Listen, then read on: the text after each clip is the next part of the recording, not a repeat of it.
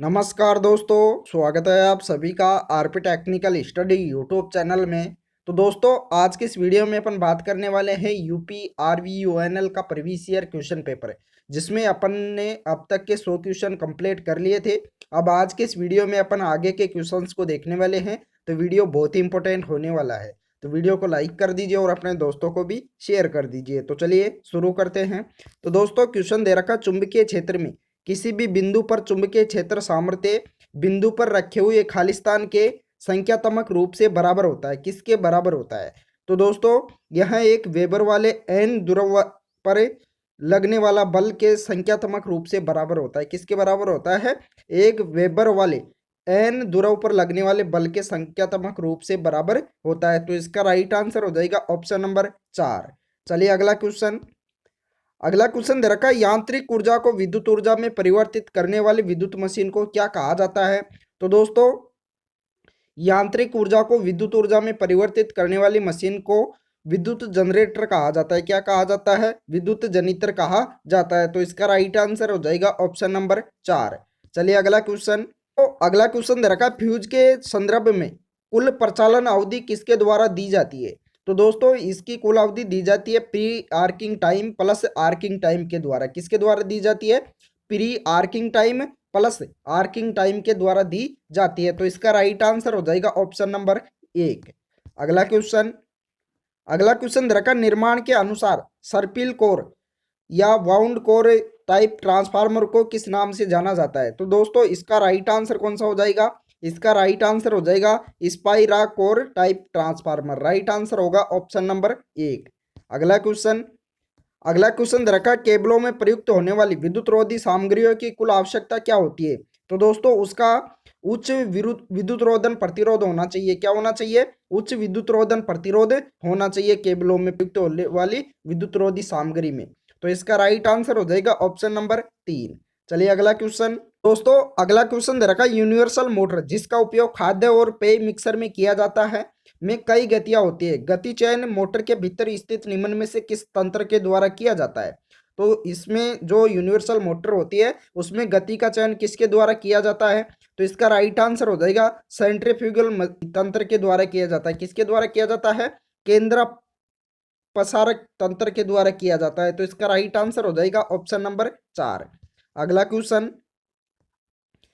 Question रखा, किसी पदार्थ का वह गुणधर्म क्या कहलाता है जिसके कारण यह स्वयं से होकर प्रवाहित होने वाली धारा का विरोध करता है? तो इसका राइट आंसर हो जाएगा, उसको प्रतिरोध कहते हैं। उस गुणधर्म को क्या कहा जाता है? रेजिस्टेंस कहा जाता है। तो इसका राइट आंसर होगा ऑप्शन नंबर 1।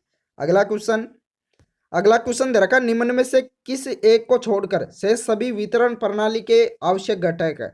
इनमें से किसको छोड़कर सभी एक वितरण प्रणाली के आवश्यक घटक है? जिसमें दे रखा सर्विस हेड से, सर्विस मैन से, वितरक, फीडर। तो यह तीनों तो क्या है? वितरण प्रणाली के घटक है, जबकि सर्विस हेड्स है यह वितरण प्रणाली का घटक नहीं है। तो इसका राइट आंसर हो जाएगा ऑप्शन नंबर 1। चलिए अगला क्वेश्चन दे रखा, विद्युत प्रतिरोध धारा के प्रवाह का प्रदान करता है। तो दोस्तों, यह क्या करता है? विद्युत धारा का विरोध प्रदान करता है। तो राइट आंसर हो जाएगा, यह अपोजिशन होता है। तो राइट आंसर होगा ऑप्शन नंबर 3। तो दोस्तों, अगला क्वेश्चन दे रखा, माप यंत्रों के प्रकार कौन से हैं? इनमें से मापक यंत्र होते हैं, उनका प्रकार बताना है। तो दोस्तों, मापक यंत्रों के प्रकार होते हैं निरपेक्ष और द्वितीयक यंत्र। क्या होते हैं? निरपेक्ष और द्वितीयक यंत्र। तो राइट आंसर होगा ऑप्शन नंबर 4। अगला क्वेश्चन दे रखा, जब दो प्रतिरोधकों को समान वोल्टेज से जोड़ा जाता है तो उनमें होने वाली शक्ति ह्रास का अनुपात ज्ञात कीजिए।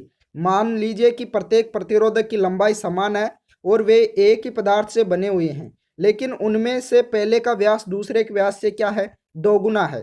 तो प्रत्येक प्रतिरोधक तार का अनुप्रस्थ परिच्छेद वर्ताकार है। तो इसका राइट आंसर क्या हो जाएगा? 4 हो जाएगा। राइट आंसर क्या होगा? 4। तो दोस्तों, अगला क्वेश्चन दे रखा है, सर्किट ब्रेकर में जब क्या होता है? तो सुरक्षा तंत्र द्वारा खोले जाने से पहले सर्किट ब्रेकर के संपर्कों में भारी धारा प्रवाहित होती है। तो इसका राइट आंसर हो जाएगा, सर्किट ब्रेकर में जब शॉर्ट सर्किट होता है, क्या होता है?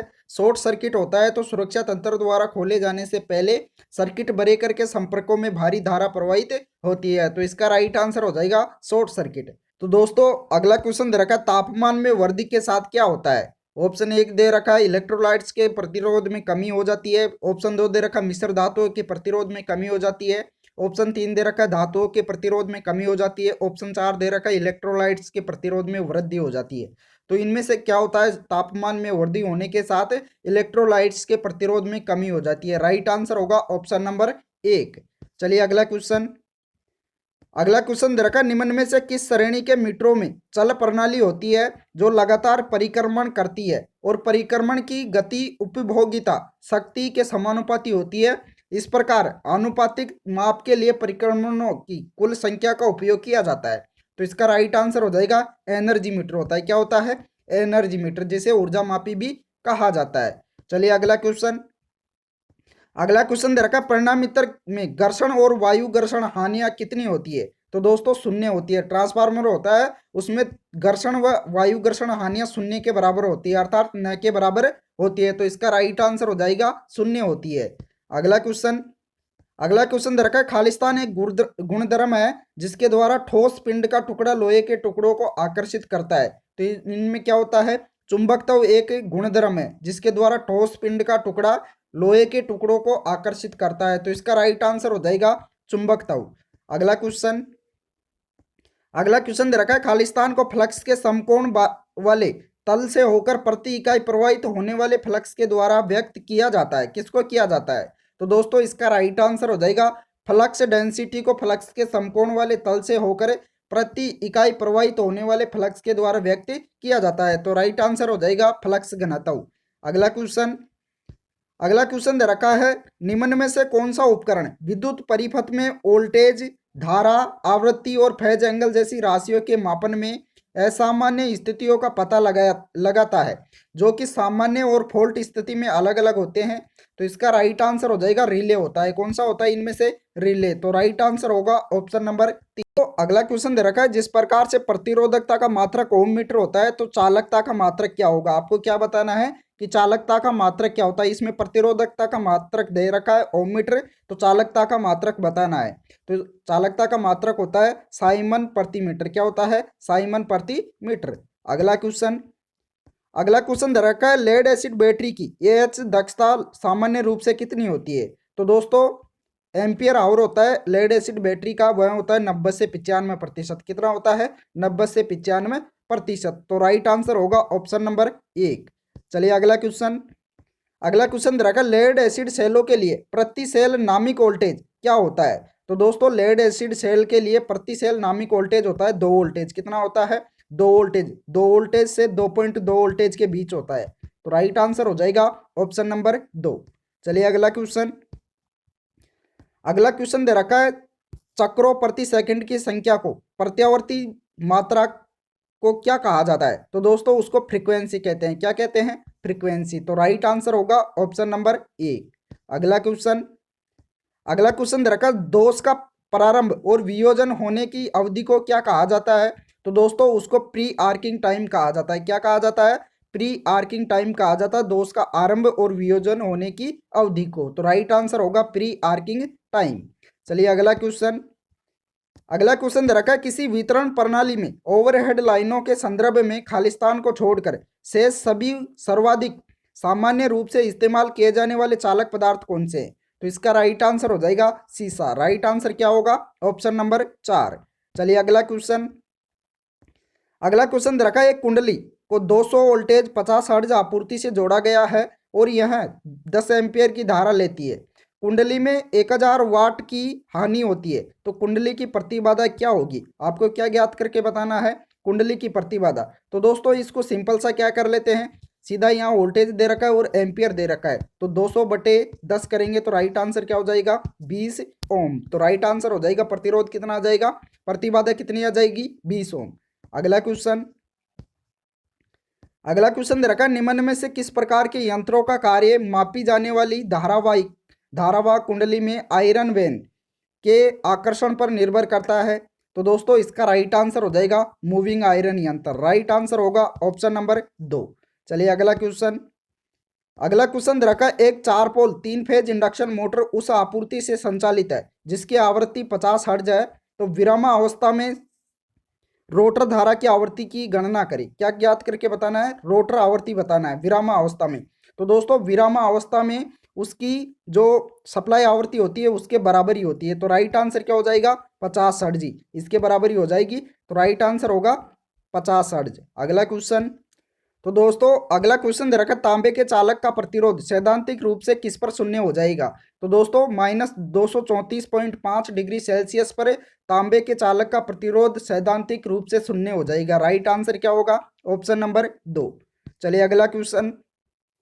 अगला क्वेश्चन दे रखा, वितरण प्रणाली के निर्माण के संबंध में समतुल्य भूमिगत प्रणाली की तुलना में ओवरहेड प्रणाली क्या होती है? तो दोस्तों इसका राइट आंसर हो जाएगा 5 से 10 गुना सस्ती होती है। क्या होती है? 5 से 10 गुना सस्ती होती है। तो राइट आंसर होगा ऑप्शन नंबर 4। चलिए अगला क्वेश्चन। अगला क्वेश्चन दे रखा, चुंबकत्व और विद्युत चुंबकत्व की परिघटनाएं माध्यम के खालिस्तान कहलाने वाले विशिष्ट गुणधर्म पर निर्भर करती है। तो इसका राइट आंसर कौन सा होगा इनमें से? तो दोस्तों इसका राइट आंसर हो जाएगा पारगम्यता। राइट आंसर क्या होगा? परमिएबिलिटी। अगला क्वेश्चन। तो दोस्तों अगला क्वेश्चन दे रखा है, निर्वात को आवंटित निरपेक्ष पारगम्यता क्या होती है? निर्वात होती है उसका आवंटित निरपेक्ष पारगम्यता बतानी है।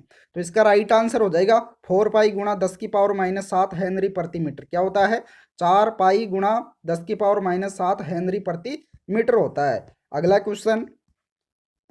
अगला क्वेश्चन दे रखा है, एक प्रत्यावर्ती धारा आई कितनी है? 414 साइन 2 पाई गुणा 50 गुणा टी एक ऐसे सीरीज सर्किट से होकर प्रवाहित की गई जिसमें 100 ओम का प्रतिरोध और 0.31831 हेनरी का प्रेरकत्व है।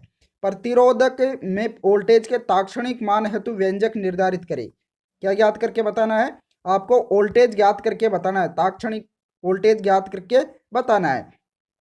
तो दोस्तों वोल्टेज ज्ञात करने का फॉर्मूला क्या होता है? I into R. क्या होता है? I इंटू आर, अर्थात धारा गुणा प्रतिरोध। तो धारा का मान कितना दे रखा है? धारा का मान ये दे रखा है। उसके बाद में अगर प्रतिरोध की बात करें तो प्रतिरोध दे रखा है 100। तो जब 414 को 100 से गुणा करेंगे तो कितना आ जाएगा? 41,400 साइन। और अगर ये ब्रैकेट में दे रखा है 2 पाई गुणा 50 गुणा टी, तो इसको भी गुणा कर लेंगे। तो जब 2 पाई गुणा 50 करेंगे तो कितना हो जाएगा? 100 पाई गुणा टी। तो ये मान ऐसे कैसे रह जाएगा? और इसको जब धारा को इससे गुणा करेंगे तो राइट आंसर क्या हो जाएगा? Option number 2। अगला क्वेश्चन। अगला क्वेश्चन दे रखा, फ्लेमिंग के बाएं हाथ के नियम के अनुसार यदि तर्जनी क्षेत्र की दिशा को निर्दिष्ट करती है और मध्यमा धारा की दिशा को निर्दिष्ट करती है तो अंगूठा किसकी दिशा को निर्दिष्ट करता है? तो दोस्तों अंगूठा होता है वह गति की दिशा को निर्दिष्ट करता है। राइट आंसर क्या होगा? गति को। अगला क्वेश्चन। अगला क्वेश्चन रखा, चूंकि कोयले का कैलोरी मान कम होता है इसलिए एक आधुनिक कोयले वाले थर्मल स्टेशन में ऐसी अतिरिक्त प्रक्रियाओं द्वारा दक्षता बढ़ाई जाती है जो कि पल्वराइजिंग क्या होती है? पल्वराइजिंग जैसी ऑयल फायरिंग का उपयोग करती है। तो राइट आंसर होगा ऑप्शन नंबर 4। अगला। तो दोस्तों अगला क्वेश्चन रखा है, इंडक्शन मोटर के संदर्भ में रोटर या मोटर की गति किसके द्वारा व्यक्त की जाती है? किसके द्वारा दी जाती है? तो इसका राइट आंसर हो जाएगा ऑप्शन नंबर 2, अर्थात n बराबर ns 1 माइनस एस। तो राइट आंसर होगा ऑप्शन नंबर 2। अगला क्वेश्चन। अगला क्वेश्चन दे रखा है, मानक अधिसूचना के साथ डीसी मोटर का आर्मेचर टॉर्क क्या होता है? आर्मेचर टॉर्क ज्ञात करने का फॉर्मूला बताना है, जिसका फॉर्मूला होता है पाई आर्मेचर धारा पी जेड बटे 2 पाई ये। तो इस प्रकार से इसको इस सूत्र के द्वारा दर्शाया जाता है। चलिए अगला क्वेश्चन। अगला क्वेश्चन दे रखा है, विद्युत जनित्र के मामले में खालिस्तान में इसकी परिधि पर खांचे होते हैं और वायु नलिकाएं आर्मेचर से होकर वायु का प्रवाह होने देती है जो शीतलन उद्देश्य को पूरा करती है। तो इसका राइट आंसर कौन सा होगा? तो दोस्तों विद्युत जनित्र के मामले में आर्मेचर कोर में इसकी परिधि पर खांचे होते हैं और वायु नलिकाएं आर्मेचर से होकर वायु का प्रवाह होने देती है जो कि शीतलन उद्देश्य को पूरा करती है। तो राइट आंसर होगा ऑप्शन नंबर 2। चलिए अगला क्वेश्चन। अगला क्वेश्चन दे रखा है, एक कुंडली के तांबे के तार के 2000 वर्तन है, इसके अनुप्रस्थ काट का क्षेत्रफल 0.8 mm² है, प्रति वर्तन लंबाई माध्य लंबाई 80 सेंटीमीटर है, तो तांबे की प्रतिरोधकता 0.02 माइक्रो ओम मीटर है। तो कुंडली का प्रतिरोध ज्ञात कीजिए। क्या ज्ञात करके बताना है? कुंडली का प्रतिरोध। तो प्रतिरोध ज्ञात करने का फॉर्मूला क्या होगा? रो एल बटे ये। इस सूत्र के द्वारा इसको हल कर लेना है, अर्थात रो का मान कितना दे रखा है, रो का मान दे रखा है आपके पास 0.02 माइक्रो ओम मीटर। कितना दे रखा है, 0.02 माइक्रो 10⁻⁻6। ये किसका मान हो गया, रो का मान। और लंबाई कितनी दे रखी है, लंबाई दे रखी है 80 सेंटीमीटर। तो इसको किस में बदलना है, इसको भी मीटर में बदलना है। इस प्रकार से इसको हल कर लेना है, तो इसका 40 ओम आ जाएगा। आप इसको हल करके देख लेना। चलिए अगला क्वेश्चन दे रखा, परिणाम मित्र के प्रत्यक्ष लोडिंग परीक्षण में खालिस्तान ज्ञात करने के लिए परिणाम मित्र को निर्धारित घंटों के लिए इसकी निर्धारित धारिता के लिए लोड किया जाता है। तो किसके लिए किया जाता है, तो दोस्तों तापमान में वृद्धि ज्ञात करने के लिए परिणाम मित्र को निर्धारित घंटों के लिए इसकी निर्धारित धारिता के लिए लोड किया जाता है। तो राइट आंसर होगा तापमान में वृद्धि। अगला क्वेश्चन दे रखा, द्वितीयक वितरण खालिस्तान द्वारा किया जाता है। तो दोस्तों द्वितीयक वितरण होता है वह 3 फेज 4 वायर सिस्टम के द्वारा किया जाता है। राइट आंसर होगा ऑप्शन नंबर 2। चलिए अगला क्वेश्चन दे रखा, वैक्यूम क्लीनर में निम्न में से किस प्रकार के मोटर का उपयोग किया जाता है। तो दोस्तों जो वैक्यूम क्लीनर होता है उसमें यूनिवर्सल मोटर का उपयोग किया जाता है। किसका उपयोग किया जाता है, यूनिवर्सल मोटर का उपयोग किया जाता है। तो इसका राइट आंसर होगा ऑप्शन नंबर 1। तो दोस्तों इस वीडियो में इतना ही। अगर वीडियो पसंद आया हो तो वीडियो को लाइक कर दीजिए और अपने दोस्तों को भी शेयर कर दीजिए। जिस दोस्त ने भी अभी तक चैनल को सब्सक्राइब नहीं कर रखा है वो सभी दोस्त एक बार चैनल को सब्सक्राइब भी कर लीजिए, साथ ही ऑल नोटिफिकेशन बेल को भी ऑन कर लीजिए। Thank you.